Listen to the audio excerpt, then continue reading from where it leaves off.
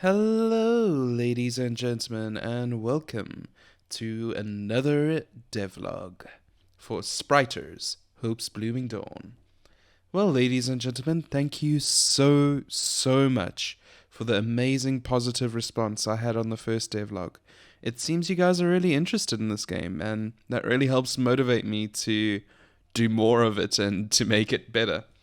So I thought for this particular devlog, I will take you behind the scenes and you can see some of how this game is made. Now, this area that I am busy with currently is quite far into the game, and as you can see as I'm scrolling through here, there are quite a few maps that need to be gone through before we get to it. But if we go all the way up to the top over here, we get to the map that we were working on previously. So this is the area where we started the game, and this is where we start. But is it? For those of you familiar with RPG Maker MV, wherever you start in the game is actually marked out with a special start player here. So usually, the player's starting position would be right here, and this would activate the area where you would get to choose what your message background is. And that is done over here through some plugins and some coding. So this is the coding that goes into it. If you guys would like to see, if you work on your own projects, this is what I use. What plugins am I using for this? All of these. So these are all the different plugins that I'm using. It's been a mission to try and get them to all work together well, because a lot of them are not compatible. And as you can see, some of them are turned off at the moment because I just couldn't get the compatibility working for them properly. So take these that you see at the moment with a grain of salt, because like I said, we're still in working phase, we're still working on this, still trying to get it into a complete or a shippable product at the moment. So yes, this is the menu, this is the map that you begin on, the first area, and as you can see, we've got things hidden all throughout the map. We've got some events, as what these little squares are called. And what these do is they tell the game what to do, how to do it, and when to do it. So if we come into here, you will see that it starts with fading in the screen, turning the weather on for us, which is a weather effect of the leaves blowing in the wind. And then we start with the talking. So we have to choose what face we can use from the variety of emotions and faces that we have that I've pre-drawn along with the text, and also the replies, the question icons, all that jolly good stuff. So then we control variables, for instance the sword transform.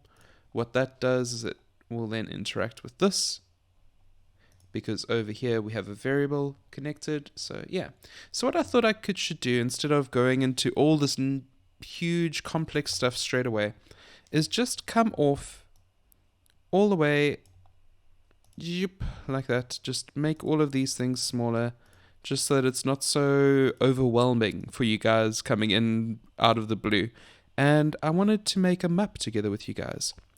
So we are going to make a map. So the first thing we need to do is click new, and that will bring up this. So this one is going to be called Ruins, because we are going to be designing a little ruined building here. And this determines how big we want our map to be. So let us for now make it a 40 by 30 size. We can always change it later if we need to. Then we need to choose which tile set we want to use. And I think for this one we are going to use our main outside tile set. Now this is my own tile set that I put together using a variety of images that I've either found and are free to use with credit, or I've edited and made my own in some way, and they're also based together with the main project itself. For instance, a lot of these trees over here are made myself, whereas things like this were made by another person by the name of Panda Maru, who has said that anybody can use these free of charge as long as you give credit. So what we want to do first is lay down our grass cover, which I have over here. And then we want to start thinking, what do we want to build here?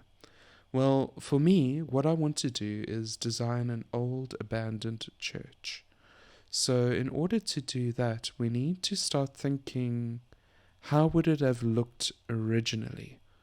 So we want some stonework, I think, for this building. So let's start laying that down. Now, the perspective in RPG Maker MV is very strange. It's sort of from the top but slightly tilted. So compared to other RPG Maker engines, the perspective is not ideal. So I want to do that just for a little bit of texture every now and then on the walls maybe. Let's do that, and then so you can see the way that I map is very organic. It's just I tend to go with what feels right as I'm going instead of picking out one thing and going with that. Now, there's nothing wrong with that. A lot of people like to do a lot of planning before they even get into mapping out what they want their environments to look like. But for me, I've always worked better on the fly, more organically.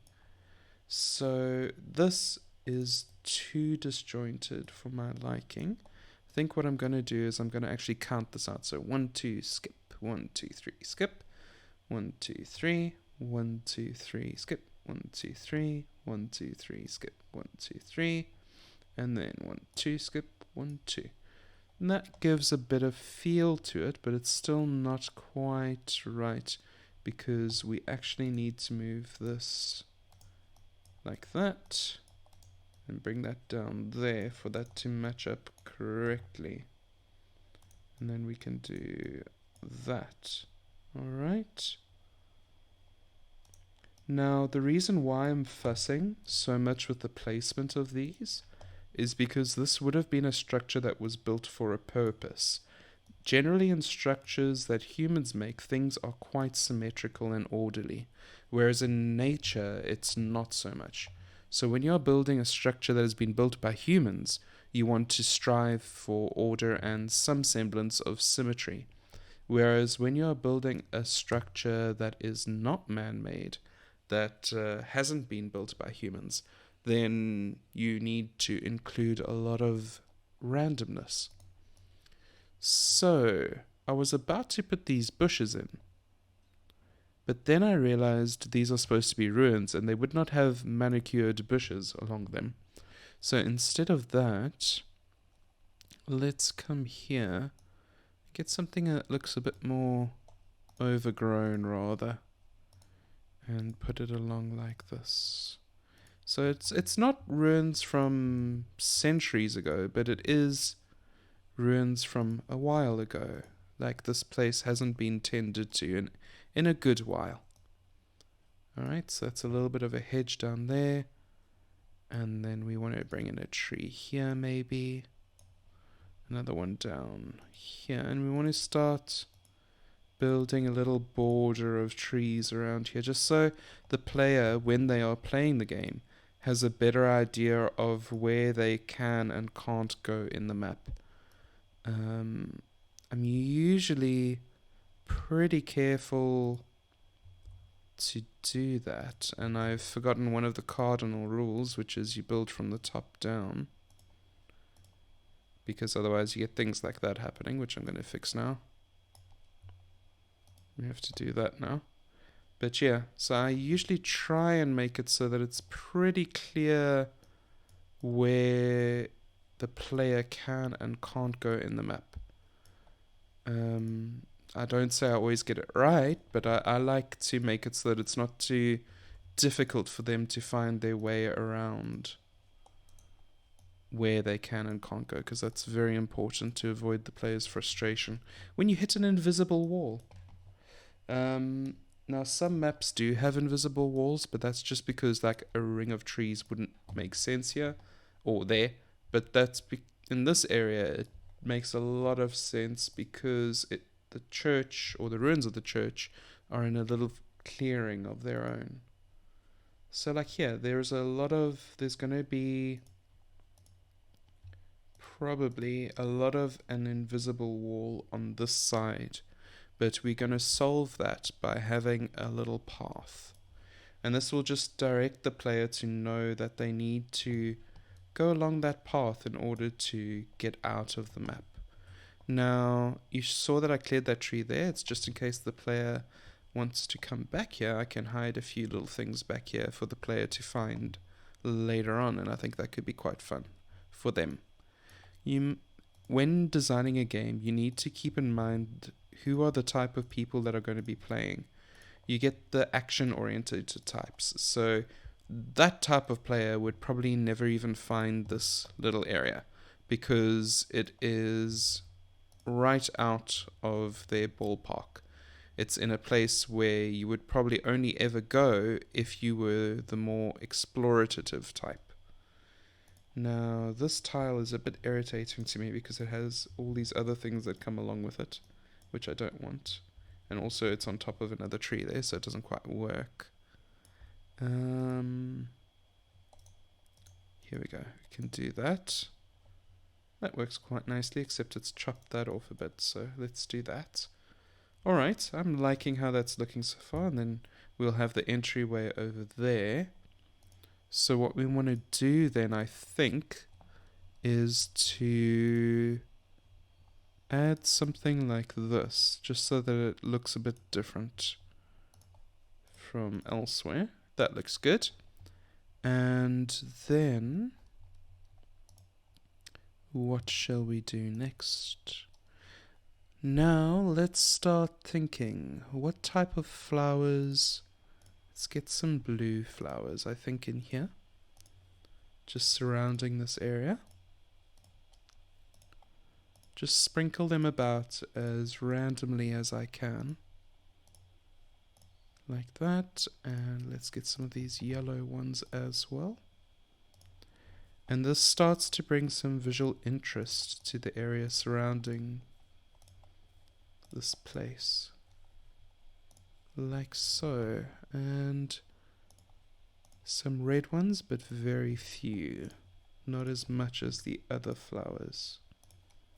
They don't proliferate as much in this area for whatever reason. Maybe the soil isn't good enough, or maybe something like that. Now, the next thing we need to do is come in here and start breaking some of these walls down. In order to do that, like there. Maybe this wall has been broken down. And this wall, let's bring that like that. And what this allows us to do is just give it the feeling of it's been abandoned and broken down throughout time, has taken its toll on this poor building that once stood very, very true. Gone but not forgotten is the feeling we want to give to it. And I think that's enough, and then maybe a few little... No, that's too much. We need smaller rubble, I think. Do we have some on this tile set? Hopefully we do. No. Unfortunately we don't. So, let's see now. Yeah, we don't. It's usually in the dungeons. What we can do, though, is put some cracks round about in various areas. Like that. And let's see, do we have anything else? Here we go. Just to show some wear and tear on the building structure itself. Maybe a little piece where the masonry has been chipped away, revealing the stonework beneath, some cracks closer to the ground where little mice have made their homes. Maybe more inwards like that would be better. And we will have some vines growing up the side of the building, just to add to that effect that it has been left for a long period of time. Let's get some dead leaves scattered about. Maybe some have been blown into the building itself. And around out here, And then we want some living leaves out closer to the forest that have fallen off the trees recently, but haven't yet been blown away or died by the wind of time. So there we go. Can get rid of, put all those there around, and the fewer leaves here. Just filling up the spaces, and maybe a few living leaves have been blown in recently to cover the floor there. And I think we should also take some of these little pebbles and scatter them about. Here we go. Some twigs that may have fallen off this tree at some point, or some that have landed in there. On the side there. That's looking good. A little bush that's just started to grow. And little clumps of grass round about. That should not have gone on top of the flower. There we go. Alright, and as you can see, it really starts to come together quite quickly. And the grass has been going through the ground over here. Let's get some cracks on the floor. There we go. Alright, and now what we want to do is get some old abandoned pottery or buckets that have just been stored here. Somebody's come in times past and just put things in here just to fill empty spaces, as humans are wont to do. And nature itself actually does that quite a bit, where there is an empty space and it will be filled by something. So now maybe what we can do is, even to give that sense of a lot of time has passed, is some trees that were alive at some stage, but they haven't quite made it. They still also have passed on. And then let's see now, what do we want to do going from here?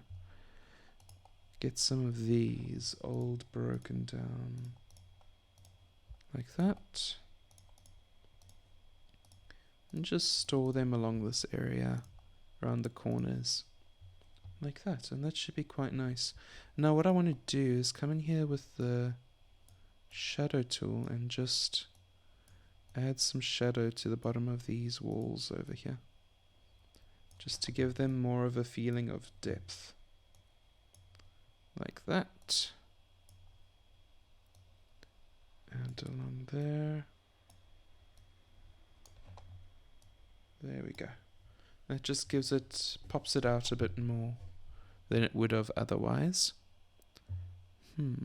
Maybe we can just bring a little bit more flowers in here every now and then. There we go. So now we need to think of an underground area, maybe. So we need some way down into the ground. I think some stairs would be the best. So if we put some stairs like there, then the player can come in here, explore around this area, and come down where there's going to be a basement down beneath, where maybe somebody has made their home in this old abandoned ruined area. Up top maybe, because there's not too much in the middle here. We can just put a few crates that have been stored, not one there, no. That have been stored, and some empty ones along here.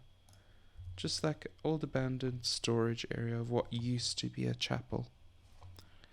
And get some leaves growing from the top here, and maybe out of that crack there. Yeah, I think that's about it for this outside area now. All nicely organized. And now what we need to do is come in here and find the music that we want for this area. Now we want to autoplay some background music. Let's see what we can find. Maybe this Dreamy Days. And I'm sure you would agree with me that that does not fit at all. Alright, let's try maybe. Let's come down to here. Let's try for ourselves this one.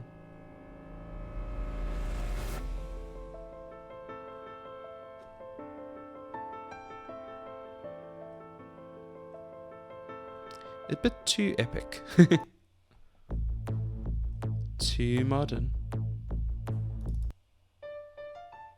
Too funky.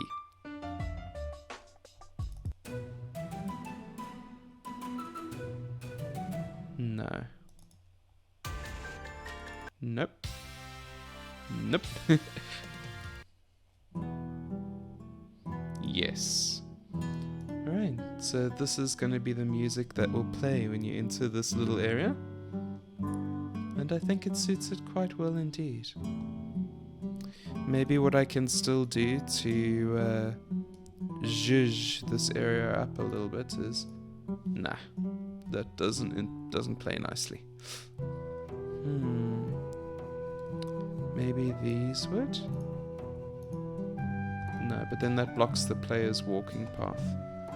Right, so then what I need to do is I need to come in here and get some region restrictions involved.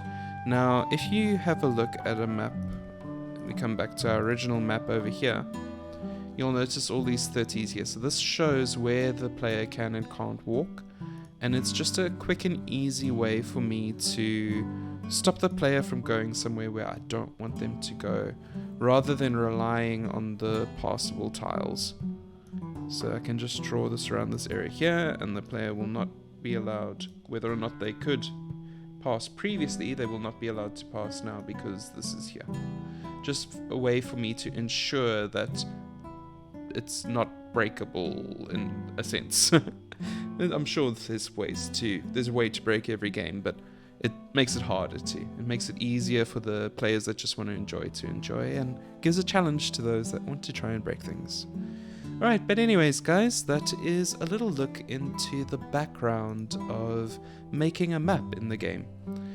After this, we will go more into the mechanics side of things, and as you noticed, or may have been shouting me this whole time, I've been forgetting about one whole side over here. Oh my gosh. I do things like this all the time. Even when I'm drawing, I'll be working on layers, and I will be drawing on the wrong layer the entire time, which can be very, very annoying very quickly. Let's bring that like this. There we go. That's better. And maybe... No. Let's do this actually.